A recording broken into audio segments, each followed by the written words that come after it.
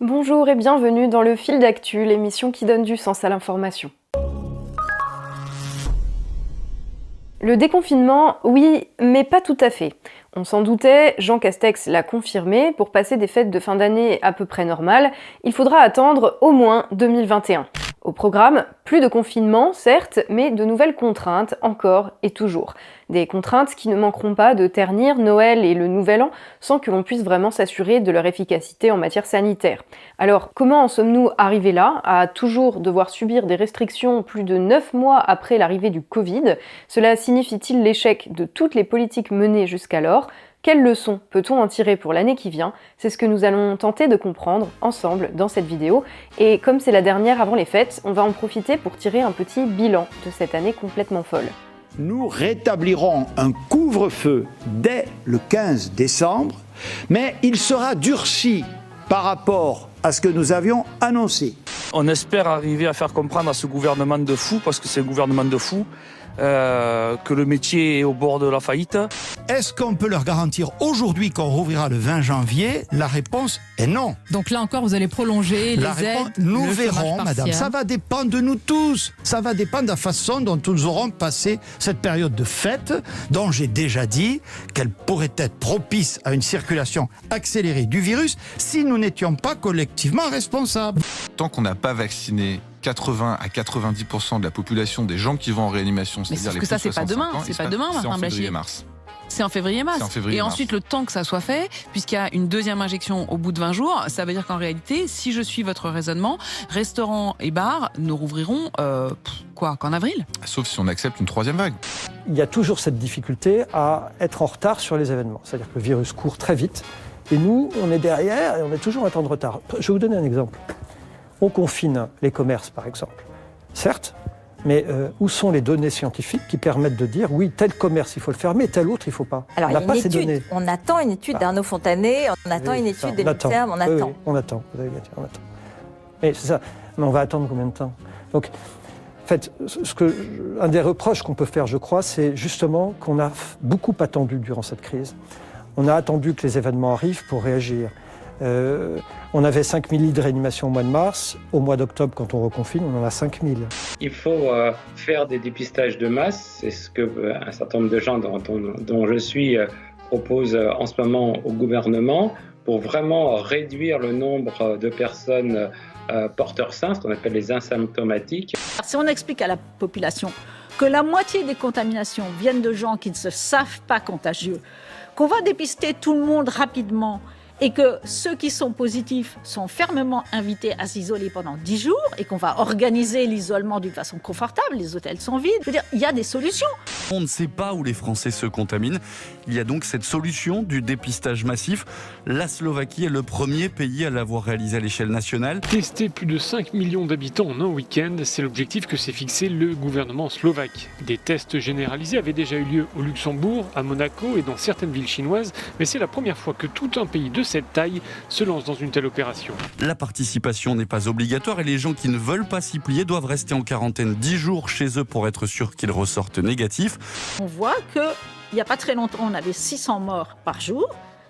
Et maintenant, on en est à 400 par jour, dont un tiers dans les EHPAD. Donc ça veut dire qu'on n'est jamais arrivé à protéger les gens dans les EHPAD. Et ça, c'est quand même grave, parce qu'on nous a souvent dit qu'il faut protéger les plus fragiles, etc. Si la question que vous me posez, c'est est-ce qu'on envisage sereinement de faire des confinements comme ça, ad vitam aeternam jusqu'au vaccin ? La réponse, elle est évidemment non. Le confinement est une solution qui ne devient une solution que lorsqu'elle est absolument indispensable pour sauver des vies et préserver nos hôpitaux. Nous avons réussi à beaucoup mieux maîtriser l'épidémie. Ce qui fait qu'aujourd'hui, nous sommes l'un des pays d'Europe qui maîtrise le mieux l'épidémie. Et c'est un fait. Depuis le 15 décembre, la France est donc officiellement déconfinée. Et pourtant, à quelques jours des fêtes de fin d'année, nous sommes encore très très loin d'un retour à la normale. Le Premier ministre Jean Castex l'annonçait en milieu de semaine dernière. Entre autres, un couvre-feu avancé à 20h continuera de s'appliquer, y compris le 31, mais pas le soir du réveillon de Noël. Contrairement à ce qu'avait dit Emmanuel Macron quelques jours avant, les cinémas, théâtres et autres salles de spectacle, contrairement aux lieux de culte, resteront fermés. Quant aux restaurants, malgré une absence de visibilité sur l'évolution de l'épidémie, ils devraient A priori, rouvrir le 20 janvier, si toutefois une nouvelle détérioration de la situation sanitaire ne rend pas un 3e confinement indispensable d'ici là. Le problème, c'est que si tous ces dispositifs passés ou actuels du confinement au couvre-feu contribuent bel et bien à compliquer la vie et s'apprêtent à gâcher les fêtes de fin d'année de millions de Français, sans même parler des conséquences sur l'économie ou la santé mentale des gens, ils semblent en revanche peiner à atteindre leur objectif principal, celui de reprendre la main sur l'épidémie et de l'enrayer de manière durable. Mais à regarder la manière dont les décisions politiques ont été prises ces derniers mois, cet échec, ou plutôt ce qui, selon Emmanuel Macron, n'est pas un échec, n'a juste pas marché, cet échec est au final assez logique. Confronté en octobre à une 2e vague dont on nous vantait le caractère improbable, alors même que tous les scientifiques sérieux alertaient dessus depuis des mois, l'exécutif a choisi une réponse plus fondamentalement incohérente que la première fois. Pas de tergiversation sur l'utilité des masques cette fois-ci, mais une sorte de confinement partiel où les gens continuaient d'aller travailler dans des open space, d'amener leurs enfants à l'école ou de faire leurs courses dans des grandes surfaces, alors même que l'on interdisait tout ce qui fonde la vie sociale et permet l'épanouissement personnel. Et le résultat, c'est que si en termes de nombre de victimes, la 2e vague commence à se rapprocher très sérieusement de la première, avec un bilan total tutoyant les 60 000 morts, soit un chiffre supérieur à la population d'une ville comme Montauban, Lorient ou Chambéry, concernant sa durée, elle l'a d'ores et déjà dépassée, alors même qu'on nous parle déjà d'un nouveau rebond à venir. Il y a 2 manières de faire. Soit on tape vite et fort et peu longtemps. Soit on tape un peu trop tard, ce que nous avons fait, pas très fort, et du coup ça va durer plus longtemps. Au total, on perd plus de vies et les dégâts économiques sont plus importants. Vous êtes un certain nombre de Français à vous poser la question de savoir si vous devez vous faire tester avant de vous rendre dans votre famille à l'occasion des fêtes de Noël. S'il vous plaît, n'utilisez pas le test comme une sorte de totem d'immunité, c'est risqué pour vous, c'est risqué pour vos proches et pour tous ceux qui auront réellement besoin de se faire tester parce qu'ils sont malades, symptomatiques ou cas contact avant la période de Noël. Les gens sont contaminés et contagieux à peu près pendant 12 jours et les personnes qu'ils contaminent sont représentées par la surface qui est sous cette courbe bleue. Donc, ils sont le maximum de contagiosité, c'est autour du 5e jour et c'est aussi le moment où les gens deviennent symptomatiques. Si on attend qu'ils soient symptomatiques pour se pencher sur le problème, on les teste au bout de 8 jours de contagiosité et on leur donne les résultats du test encore 1 jour après, le 9e jour de contagiosité. Donc on leur apprend qu'ils sont contagieux, ils ont déjà contaminé toute la surface assurée et on évite, si on les isole à ce moment-là, on évite la toute petite fraction de contamination qui est écrite ici en vert. Attendez, je voudrais comprendre quelque chose. Olivier Véran, hier, il nous dit, pour les vacances de Noël, par exemple, n'allez pas vous faire tester parce que si vous avez un négatif, ça peut être un faux négatif et donc vous pourriez être tenté de relâcher le masque, etc., etc. Et puis en plus, il y aura trop de monde. Bon. Donc, n'allez vous faire tester que si vous pensez que c'est utile, c'est-à-dire si vous avez des symptômes. Donc, en fait, il est complètement à côté. Si je vous écoute. Complètement à côté. Mais c'est comme ça que le virus circule depuis le début de l'épidémie. C'est comme ça, on aurait dû comprendre ça. Ce papier d'où j'ai sorti cette courbe, il date du 1er avril dans Science. Donc, on sait ça depuis le 1er avril. On a continué et on continue encore. Et dans le même temps, les effets négatifs profonds liés aux restrictions, ceux qui impacteront la France en profondeur, commencent seulement à se faire sentir. Déjà, au niveau économique et social, à ce sujet, on se contentera de rappeler qu'au regard du nombre d'entreprises dites zombies, maintenues en vie artificiellement par les prêts de l'État et condamnées à faire faillite le jour où elles devront honorer leurs créances, les destructions d'emplois, de commerces et d'industries qui commencent à se multiplier ne sont qu'un modeste aperçu de la crise qui nous attend. Et comme on a déjà consacré une vidéo tout entière à ce sujet, on vous y renvoie pour plus de détails.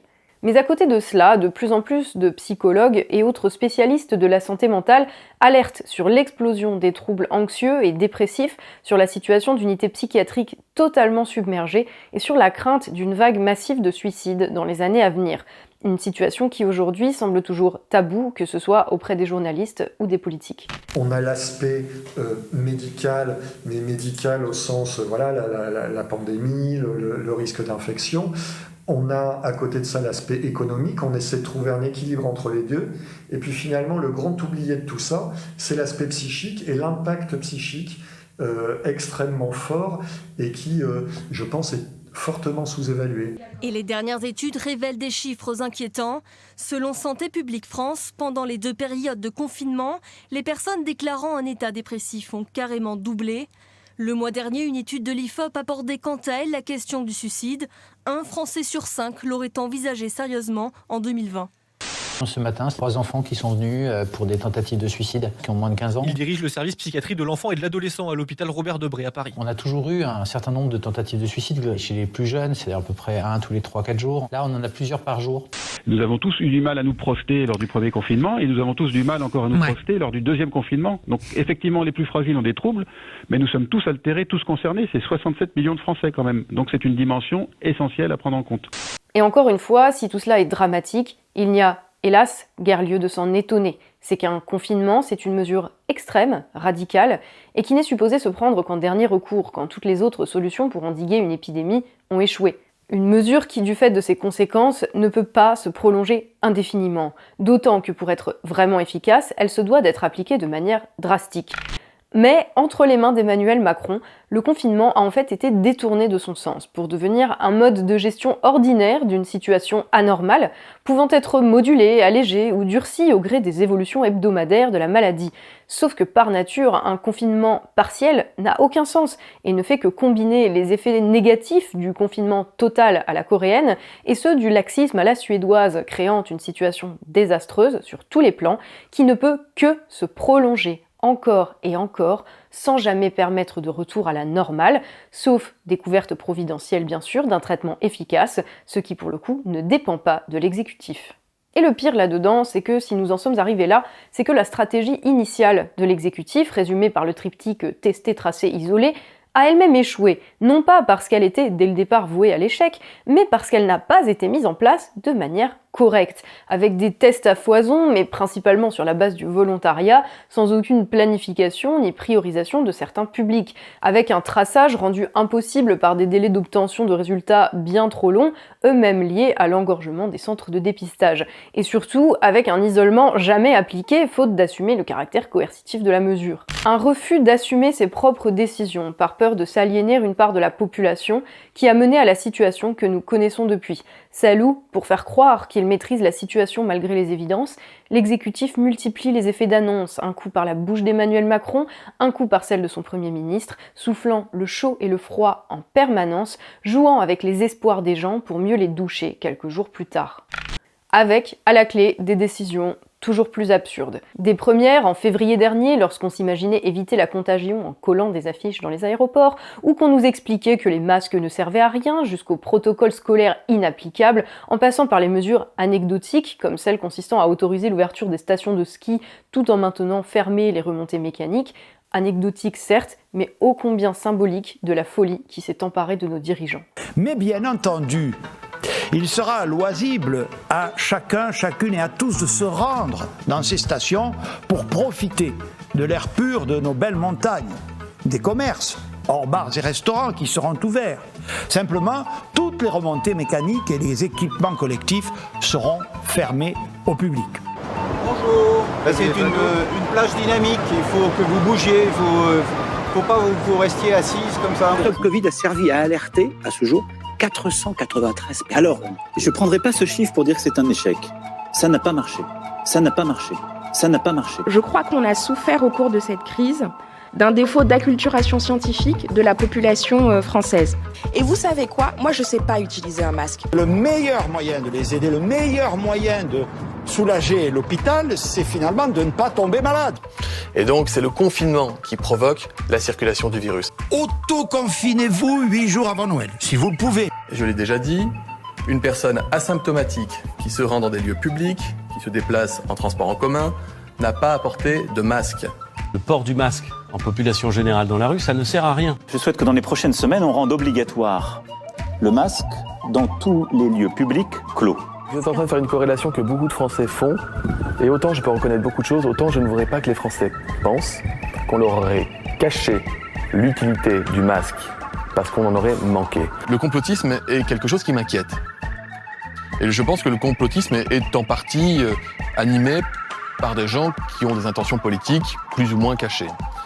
Nous avons réussi à beaucoup mieux maîtriser l'épidémie. Ce qui fait qu'aujourd'hui, Nous sommes l'un des pays d'Europe qui maîtrise le mieux l'épidémie. Et c'est un fait.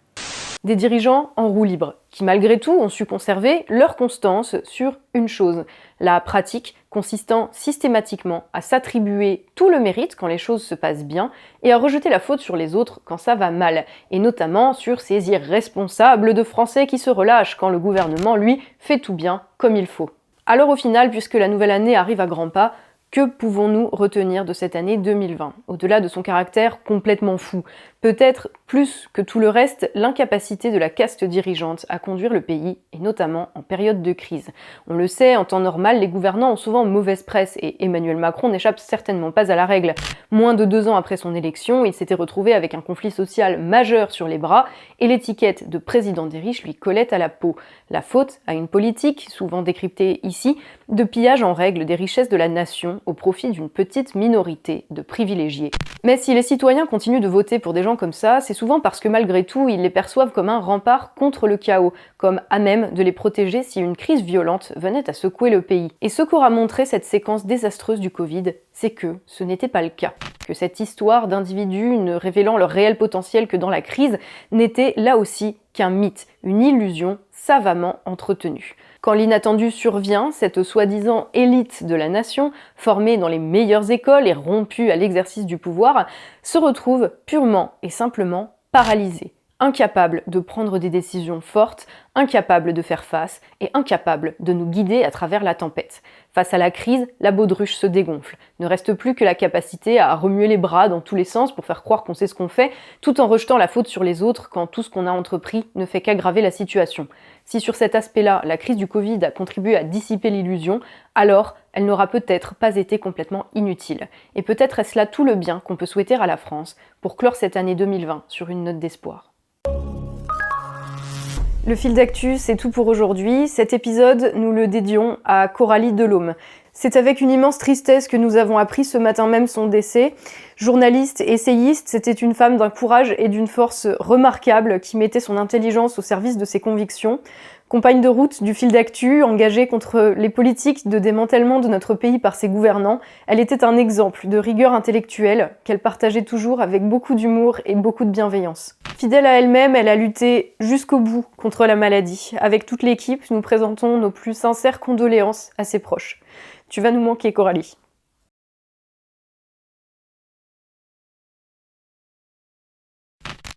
Voilà, il ne nous reste plus qu'à vous souhaiter de joyeuses fêtes malgré ce contexte. Merci de nous avoir suivis lors de cette étrange année 2020.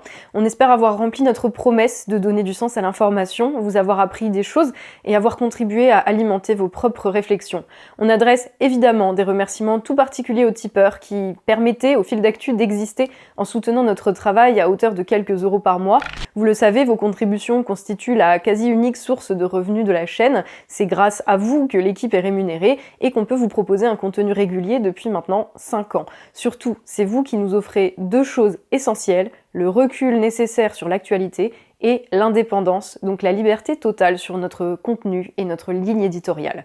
Donc merci pour tout ce que vous rendez possible. Si vous aussi vous souhaitez soutenir l'aventure parce que vous en avez les moyens et que vous appréciez notre travail, ou si vous voulez faire un cadeau de Noël à l'équipe, il vous suffit de vous rendre sur la page Tipeee, dont le lien est dans la description de la vidéo, et de vous laisser guider. Pour le reste, si cette vidéo vous a plu, n'hésitez bien sûr pas à la partager autour de vous et à faire découvrir notre travail à vos proches, c'est aussi un bon moyen de nous soutenir. Vous pouvez aussi laisser un pouce bleu et un commentaire, c'est toujours intéressant de vous lire, et si ce n'est pas déjà fait, pensez à vous abonner à notre chaîne YouTube et à nos autres réseaux sociaux, le meilleur moyen de ne rater aucune de nos publications pour l'année qui vient. Encore une fois, on vous souhaite à tous un très joyeux Noël et une excellente année 2021. Prenez soin de vous et de vos proches, et quant à nous, on se retrouve début janvier pour une nouvelle année du Fil d'actu, l'émission qui donne du sens à l'information.